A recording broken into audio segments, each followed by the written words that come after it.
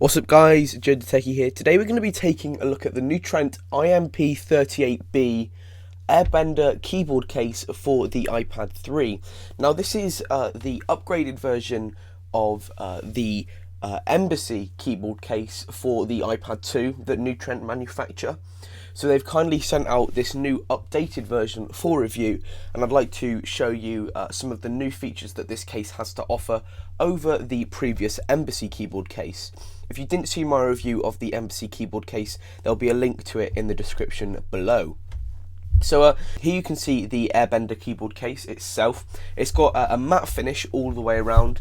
The previous version had a glossy sort of leather sort of finish on the top, but this is a matte sort of finish, and it does look really nice and doesn't pick up fingerprints that a glossy display would do. So if we open up the case, it's as simple as popping this open like so. And you can see we have the keyboard just here, but we also have a raised portion just there where the iPad sits in. And what's really cool is that if you push this lever just here, you can pull this elevated portion out, so you could have this sitting off to the side, you could be sitting a bit further back and typing on your iPad. And similarly, if you don't want to use this keyboard case for the time being, and you just want to have the case for your convenience, you can take the stand off and just use it as a regular back-plated case for your iPad 3. So what we're going to do is we're going to bring over the iPad 3 and we're going to pop it into this case. Pretty simple installation. It's as simple as putting your volume button side first in there, and just clip the corners into place. You might be able to hear that clip. Can be a little difficult to pop some of the sides in, but a little bit of brute force, and there we go. We've got the keyboard case in. So that's nicely in the case. You can see we have ample size and space for our volume buttons and our mute switch, our power button just there, our camera hole, microphone just there, and our 3.5mm headphone jack. And again, on the bottom we have our speaker grill, so using this case isn't going to dissipate any sound, and our 30-pin dot connector just there. What we're going to do now is we're just going to pop the stand portion back on to the case. It's pretty simple. Just whack it in there and just clip it down like so, and it's in there nice and securely. So this kind of hinge part of the case, pretty self-explanatory, as it says in the name, is hinge like, and you can switch it around to have case at the angle that you prefer. We're going to set up, or I'm going to show you how you connect this keyboard to the iPad. It's done via Bluetooth, so the same mechanism as the previous Embassy keyboard case. Go into settings, go over to Bluetooth. I'm currently running iOS 6, so Bluetooth is located directly in the home menu, but if you're running iOS 5, you're going to have to go through general. Turn Bluetooth on just there. You can see Bluetooth keyboard has been detected, so we're going to just tap on that. Going to turn on the Bluetooth keyboard, and it's just going to connect, and you can see that we are now connected.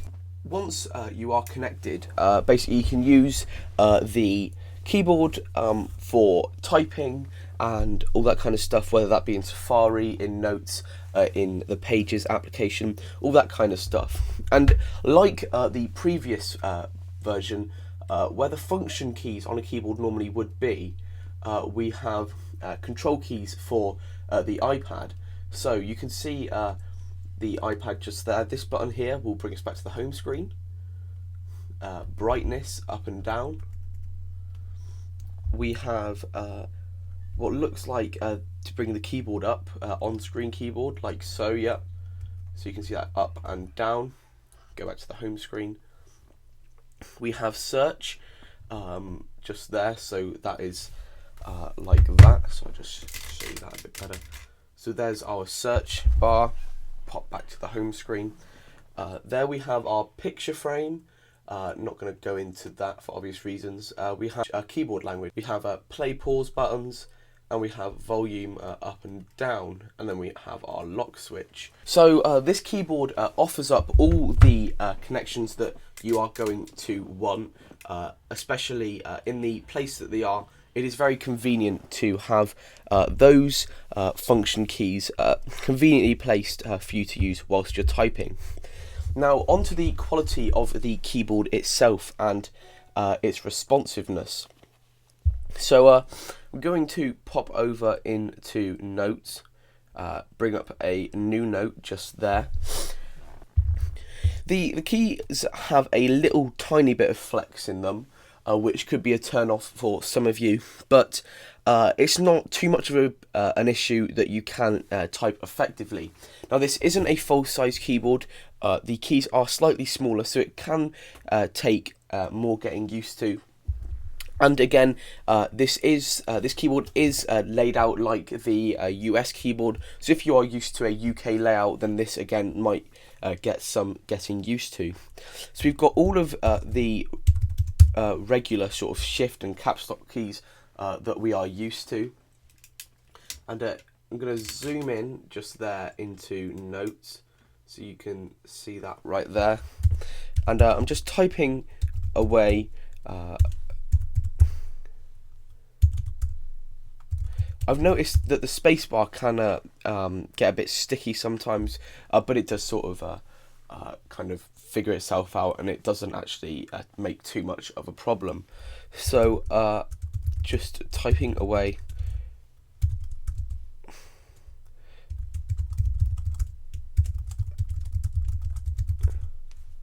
So yeah, the spacebar wasn't responsive just then, so just go back and correct that.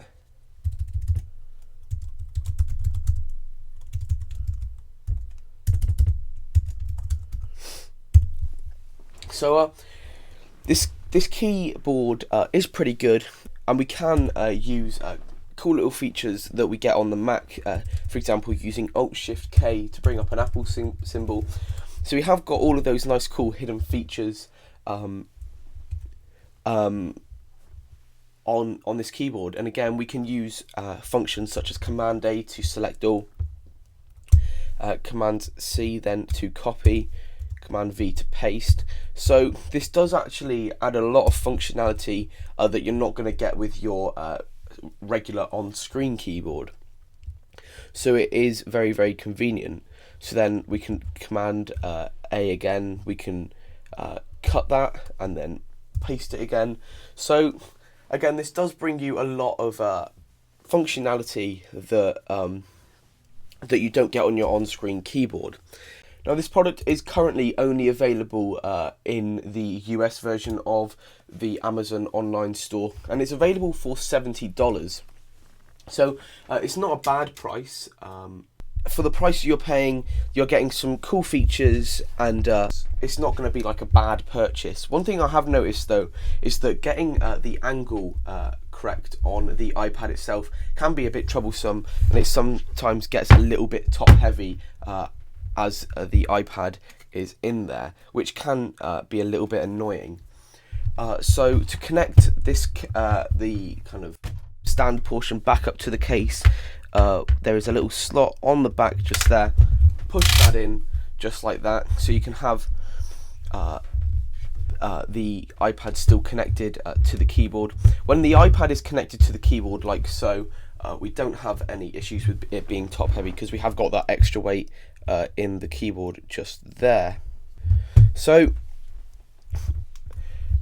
for carrying around, you can just simply pop that back in like so, and you have your iPad in its keyboard case. And this keyboard does kind of work with Apple's smart cover technology, so you can see it's turned on right there. I'll switch it off again just to show you that one more time, not touching the home button or anything, and it's unlocked. So that's a nice convenient feature of this case.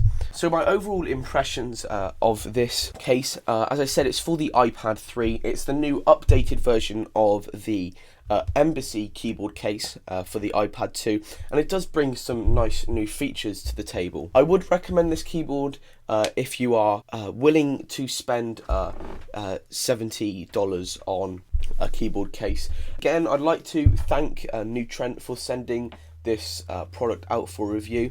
Again, there'll be a link in the description to my review of the Embassy keyboard case for the iPad 2. There'll be a link to where you can like New Trent's Facebook page at facebook.com/nt.fans. So go ahead and click like on that page. They have some cool giveaways running, which you can enter to win yourself some products. They post promo codes and all that kind of stuff. So yeah, go ahead and like that page. You can get in on some really nice deals. Thank you all for watching this video. Leave your comments and thoughts about this case and this video in the comments section down below. Thank you all for watching, and I will see you all in the next video. Bye-bye.